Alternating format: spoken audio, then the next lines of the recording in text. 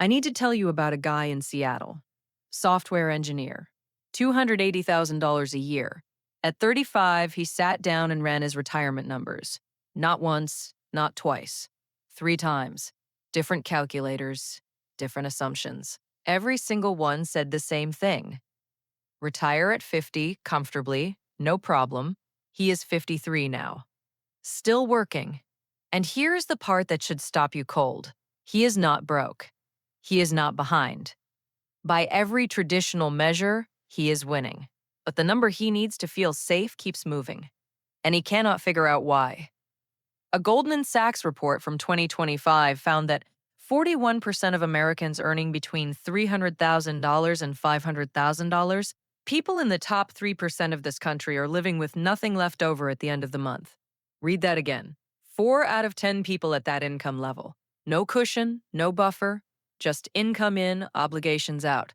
This is not a money problem. These people have money. This is something else entirely. And if you are earning well and your retirement date keeps feeling farther away than it should, this video is going to explain exactly why. Here is what nobody in finance will say out loud. Your income is not the obstacle. Your savings rate is not the obstacle. The obstacle is a set of psychological patterns that switch on the moment your salary goes up, and they get stronger every time you get a raise. Behavioral research has found something that once you see, you cannot unsee.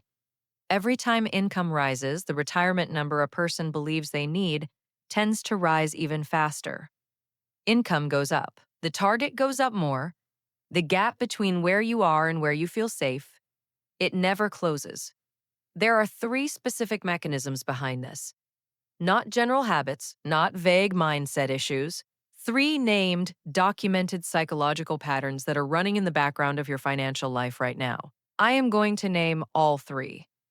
But I want to warn you, the third one is the one that gets people who think they have already figured out the first 2. So stay with me. The first one started the day you got your first real promotion, and it has been compounding ever since. Let me ask you something. If you stopped working tomorrow, not retired, just stopped, who would you be? Take a second with that. For most high earners, that question creates a kind of vertigo, because somewhere along the way, and it happens so gradually you never notice, the job stopped being something you do and became something you are. Behavioral psychologists call this identity-income fusion. It is what happens when your sense of self gets so tangled up with your professional output and the salary attached to it that you cannot separate the two. Cornell researchers found that high-income professionals are significantly more likely to report anxiety, depression, and loss of purpose when they retire, compared to people who earn less. Not because they have less money in retirement, because they had more of themselves in the job. And here is how this plays out in real life, in ways that look completely rational from the outside. The retirement number is there, the account balance says go. And then, out of nowhere, a reason to wait appears, a project that only you can finish, a team that needs you for one more quarter, an opportunity that would be stupid to walk away from right now. These feel like real reasons. They are not. They are your brain protecting an identity that is terrified of disappearing. Stopping does not feel like freedom. It feels like erasure. That is not ambition. That is a trap. And mechanism 2 is the one that makes you build the cage yourself without ever realizing you were doing it. Here is what invisible mechanisms do. They do not announce themselves. They do not feel like traps. They feel like lifestyle upgrades. When you first pictured retirement, really pictured it, you had a number, maybe $1.5 million, maybe $2 million, something that felt concrete, achievable, real, a finish line with a date attached. Then your salary went up. And then something else went up, quietly, automatically, without you deciding it. The house got bigger. The schools got more expensive. The trips got longer. The standard of everything just shifted. Each one felt earned. Each one felt reasonable, and each one became the new normal so fast you barely noticed it happening. But here is what that does to the retirement number you set. What you wrote down 5 years ago is now the figure that makes you nervous. Not comfortable. Nervous. Because the life you are planning to retire into now costs more than the life you imagined when you set the target. Researchers keep finding the same pattern. Retirement targets consistently grow faster than income, and this is the mechanism behind it. Not a statistic, a lived reality. It is the school fees that feel non-negotiable now. It is the neighborhood you cannot imagine leaving. It is the version of yourself you have become, and the cost of maintaining that version in retirement. Psychologists call it hedonic adaptation, the mechanism by which humans absorb new circumstances into their baseline and immediately automatically want more. You do not decide to want more. Your brain just recalibrates. Every time. The balance grows, the finish line moves farther. Same pace, never arriving. And the cruelest part? By the time you notice the goalpost has moved, and you will notice, eventually, you will have a perfectly logical explanation for why the new figure is the right one. You will believe it completely, because you are smart enough to build an airtight case for every emotional decision you make. Before I get to mechanism 3, and I need you to stay for this one because this is the one that catches people who have read every finance book, done the math, and genuinely believe they have their head straight. I want to say something directly. The people caught in these patterns are not bad with money.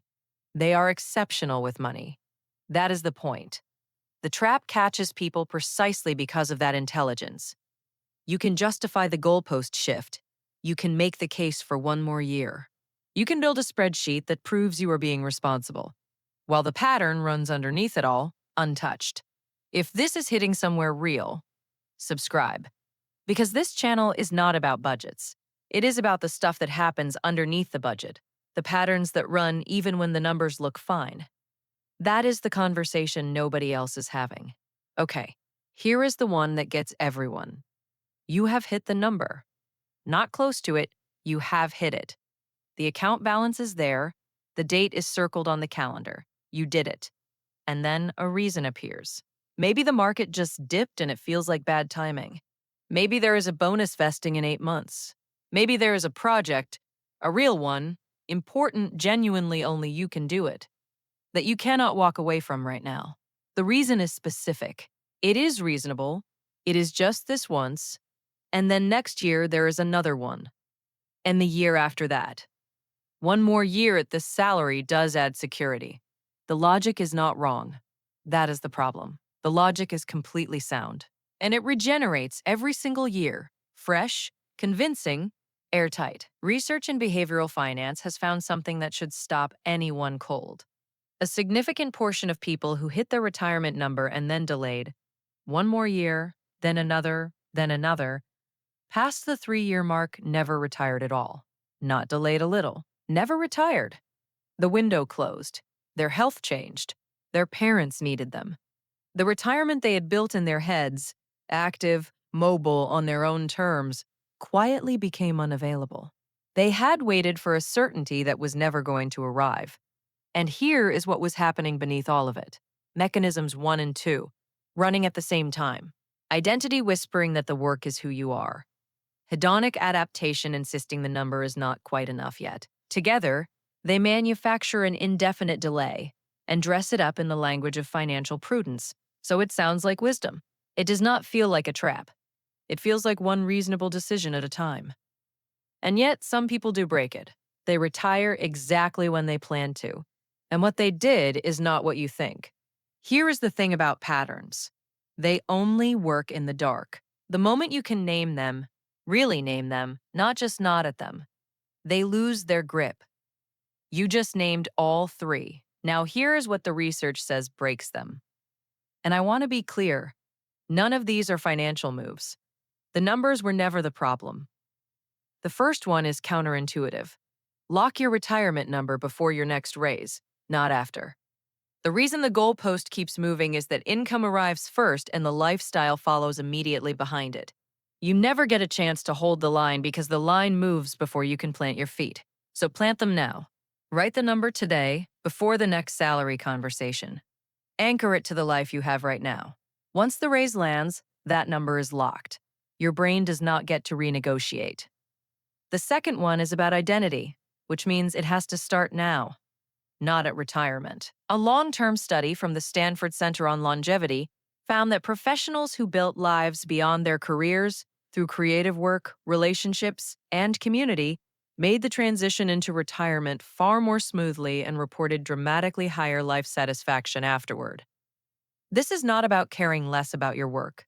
It is about making sure your work is not the only thing holding your sense of self together. Because if it is, you will never be able to put it down. The third one is the hardest. You have to give the decision a real deadline, with a real cost for missing it. One more year is only possible because the system is open-ended. Close the system, a written agreement with someone you trust, a non-negotiable date, something external that has weight, not a goal, not an intention, a fence. Because without the fence, the path just keeps extending, and you already know where that leads. Three things. None of them are about money. But knowing these three things is not the same as knowing where you stand right now. That is what I want to leave you with. The people who retire at 50, the ones who planned it and did it, are not always the biggest earners. They are not always the most disciplined. They are the ones who understood something early. That retirement is not a financial finish line.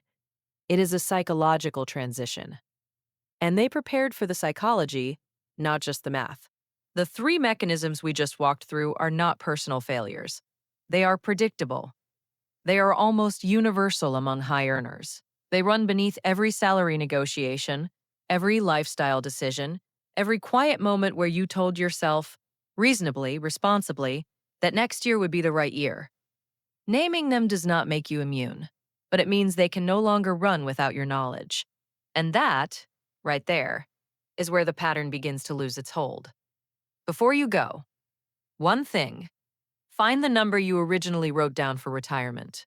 The first one. Before the promotions, before the upgrades, before the target moved. Look at it. If that number is no longer enough, sit with that for a moment. Not with shame, with curiosity. When did enough become a moving target?